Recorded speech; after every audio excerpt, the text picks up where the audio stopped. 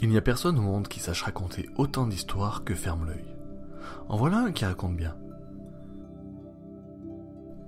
Dès que les enfants sont endormis, Ferme-l'œil s'assied sur leur lit.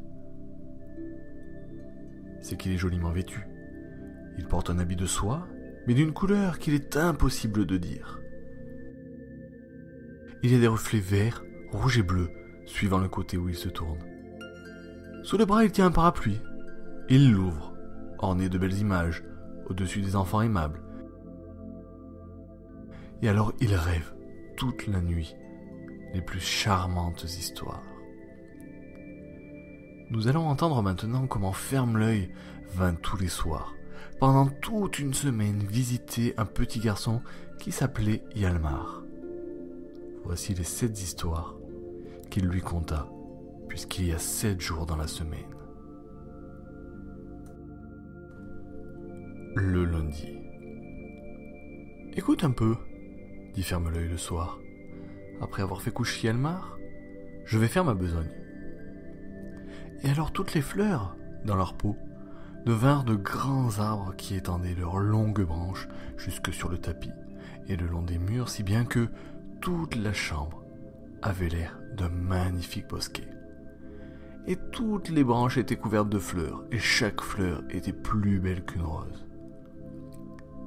Elles exhalaient un parfum délicieux, et, si on avait voulu les manger, on leur aurait trouvé un goût plus exquis que celui des confitures. Les fruits brillaient comme de l'or, et il y avait aussi sur les branches des gâteaux tout remplis de raisins. C'était d'une beauté incomparable. Mais en même temps, des plantes affreuses sortirent du tiroir qui renfermait les livres de Hjalmar. « Qu'est-ce donc ?» dit Ferme-l'œil. Et il courut à la table et ouvrit le tiroir. Quelque chose s'agitait et se remuait d'une manière terrible sur l'ardoise. C'était un chiffre faux qui se trouvait dans l'opération, en sorte qu'elle avait l'air de vouloir se disloquer. Le crayon sauta avec la ficelle qui le retenait comme s'il eût été un petit chien et qu'il eût voulu réajuster l'opération, mais il ne le pouvait pas. En même temps, des cris lamentables se firent entendre dans le cahier d'écriture de Hjalmar. Oh, comme c'était affreux! De haut en bas, sur chaque page, de grandes lettres se montraient, chacune avec une petite à son côté.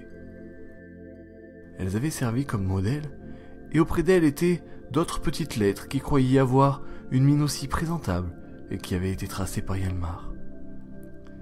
Mais elles étaient couchées, comme si on les avait fait tomber sur la ligne où elles devaient se tenir debout.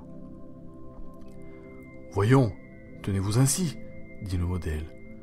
Ainsi obliquement, et prenez-moi un mouvement vigoureux. » Nous le voudrions bien, dirent les lettres de Hjalmar, mais nous ne le pouvons pas, tant nous sommes malades.